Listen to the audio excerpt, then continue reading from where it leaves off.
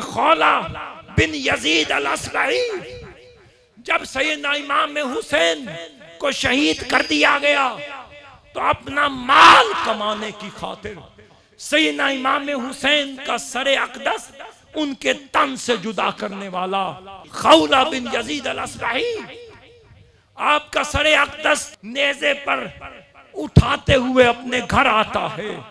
उसकी बीवी का नाम नवार है। बाहर अपने सहन में रात को सरे अक़दस इमाम आली मकाम का है, टप के नीचे रखता है और रख कर अपनी बीवी को अंदर आके बताता है, आज मैं तेरे लिए दुनिया और इस दुनिया और जहां की सबसे बड़ी नेमत लेकर आया हूं। मालो पैसा और सोने और चांदी से बढ़कर कुछ लेकर आया हूं। जब वो बाहर गई, देखती हैं कि इमाम आली मकाम का सरे अक़दस है। उसी वक्त बिस्तर छोड़ दिया, फरमाया ऐसे जालिम के साथ रहना भी जुल्म है। छोड़ दिया। फिर सारी रात कहती हैं, खुदा की इज्जत की कसम, मैं उस सरे अक़दस इमाम आली मकाम को तकती रही। खुदा की इज्जत की कसम देखती रही कि एक नूर का हाला बना हुआ है जो आसमां के जमीन तक हर शय को अपने घेरे में लिए हुए है। सैयदना इमाम आली मकाम का सर चमक रहा है। फिर फरमाती हैं, एक सफेद परिंदा आपके गिर चक्कर लगा के हिफाजत कर रहा है। अगले दिन जब वो गुस्ताख, मलऊन और कातिल जब सरे अक़दस इमाम आली मकाम लेकर इब्ने ज़ियाद के दरबार में पहुंचता है, वो मलऊन इब्ने ज़ियाद अपनी छड़ी से सैयदना इमाम हुसैन के लबों को मस करता है, छेड़ता है।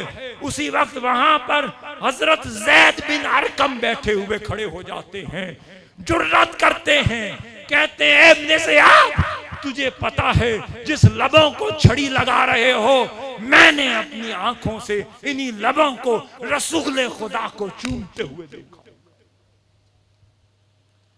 वो बदबख्त था जो अपनी हवस पूरा करता रहा। जब कह उठे तो कहने लगा, ऐ बूढ़े, अगर मुझे तेरे बुढ़ापे का ख्याल ना होता और तेरी बेअक्ली का ख्याल ना होता तो कत्ल कर देता। ये कहकर आप बाहर निकल गए। निकलते हुए एक तारीखी अल्फाज कहे, कहने लगे, ए अरब, आज इब्ने मरजाना को अपना हाकिम बनाने वाले अरब, ये तुम्हारे बेहतरीन लोगों को एक एक करके कत्ल करने वाला है और तुम्हारे बड़ों को अपना गुलाम बनाने वाला है। ये कहकर चल पड़े। अब आपका सरे अक़दस जब आगे कूफा ले जाया जाता है तो इब्ने ज़ियाद के पास, तो वहां पर इब्ने ज़ियाद सईदा ज़ैनब को जब पहुंचाया जाता है और बीबियों को ले जाया जा रहा होता है, जब करबला के मैदान से वो बीबियां, मुकद्दस बीबियां जब कूफा की तरफ रवाना हो रही होती हैं, रास्ते में सैयदना इमाम हुसैन का लाशा नजर आता है। सईदा ज़ैनब से रहा ना गया। जब देखा कि उस मट्टी में लथपथ वो लाशा हुसैन देखा, 72 तनों को देखा, ना रुका और कह उठी, या मोहम्मदा, या मोहम्मद। अपने महबूब को पुकार उठी और कहने लगे, नाना जान, आप पर जमीन और आसमान के फरिश्ते सलाम भेजें, मगर आज ये वो आपका हुसैन जिसे आप होंठ अपने चुसवाते थे, अपने लब चुसवाते थे, जिनका रोना आपसे बर्दाश्त न होता था, आज रेगिस्तान अरब में लथपथ हुसैन पड़ा। वाह या मोहम्मदा। फिर कहने लगी कि खाक और खून से आलूदा पड़ा है, तमाम बदन टुकड़े टुकड़े पड़ा है और आपकी बेटियां कैदी बनकर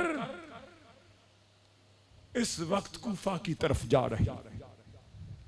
जब वहां पहुंची इब्ने ज़ियाद के पास तो वो सैयदा ज़ैनब से मिलकर कहने लगा, इब्ने ज़ियाद सैयदा ज़ैनब बिनते फातिमा ज़हरा कहने लगा, ए बिनते फातिमा।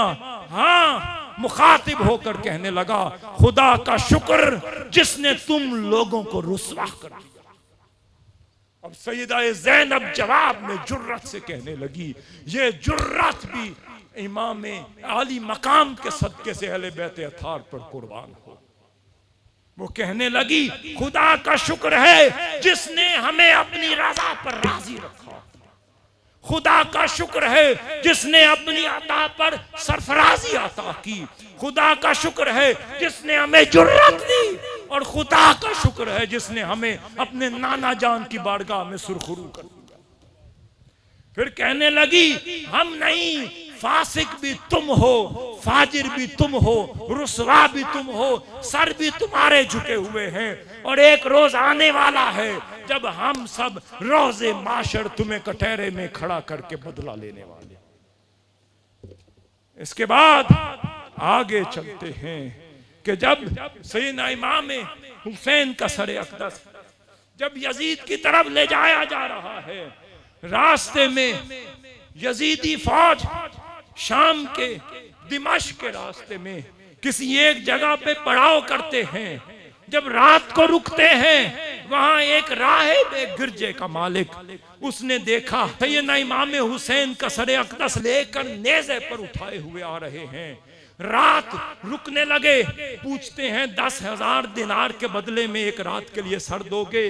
वो लालची थे, सर बेच दिया एक रात के लिए। वो यो राहिब इमाम आली मकाम का सरे अक़दस लेकर सारी रात उसे धोता रहा, उसे चमकाता रहा, खुशबू लगाता रहा, देखता रहा कि एक नूर उनके चेहरा अक़दस से निकल रहा है, आसमानों को छू रहा है। जब सुबह नहीं हुई, तलुए फजर के साथ उनके ईमान का सूरज तुलू हो गया, कलीमा पढ़ लिया और फिर कहने लगा, ले अपने पैसे। जब सब लोग अपने वो दिनार गिरने लगे तो वो रेत बन चुके थे।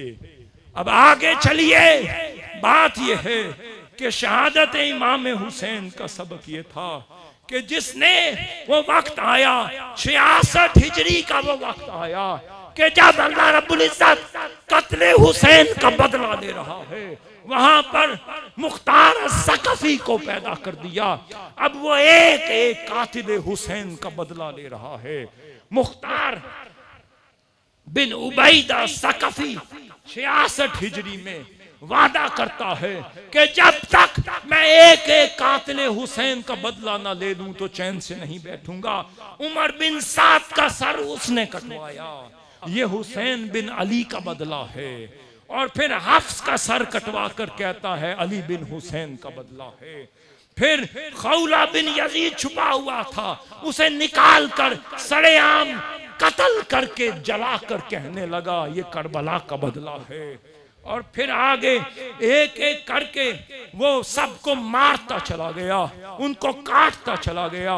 और मालिक बिन बिशर जिसने इमाम हुसैन की टोपी उतारी थी, उसका पांव काट कर सहराब में छोड़ दिया और वो रोता रोता मर गया।